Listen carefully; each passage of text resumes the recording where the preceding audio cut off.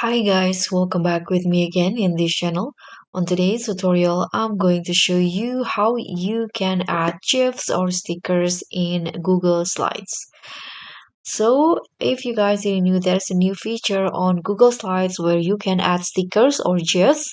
This is what you are going to do if you want to add it. So first, you can just open the slide and then tap on Insert at the top. And in here, go to Image, and on the right side, you'll see GIFs and stickers option. So just tap on that.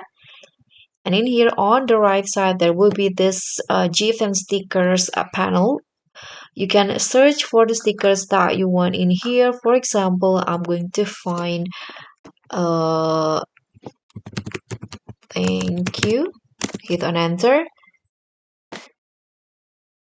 And you'll see a bunch of GIFs and stickers of the keyword that you add in here.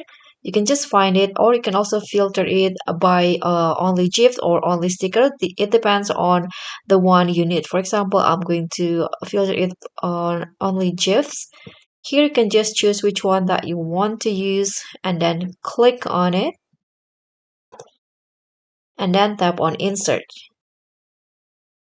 So now the GIFs or sticker will be added to the slide.